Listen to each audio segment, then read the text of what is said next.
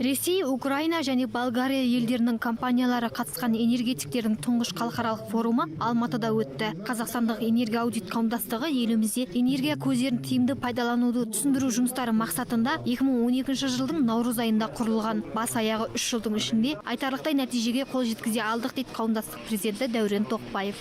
Формируется государственный энергетический. Қазіргі уақытта қауымдастықтың құрамына 28 компания кіреді. Оның 16-сы еліміздің аймақтарында энергия көздерін тиімді пайдалануда және дұрыс жұмыс жасауда қажырлы еңбек етіп келеді. Ал бүгінгі форумда энергия аудитті квалификациялауда, кадр дайындауда және эксперттеуде мол тәжірибе алмақпыз деп ойлаймын.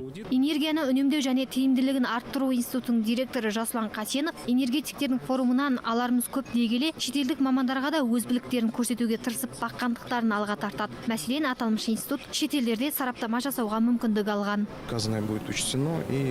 Біздің бір ғана мәселеміз бар деп ойлаймын, ол техника. Бізде энергия көзін үнемдеуде мамандардың кеңесін алу үшін сұраным, қоңырау және шақыртуды есептегенде қаншама уақыттан ұтыламыз. Ал шет мемлекеттерде бұл бір тетікті басу арқылы ғана шешіледі. Бізге әлі де дами түсу керек. Бұл форумның керегі де сол себепті. Сонымен энергетиктердің бірінші халықаралық форумына қатысушылар энергия көздерін үнемдеуді мемлекеттік бақылауға алу, қазіргі жағдайы мен болашағы, шығындарды үнемдеу сынды мәселелерді қарастырды. Ақбота Мұсабекқызы, Жанат Абдрахманов, Қазақньюс, Алматы.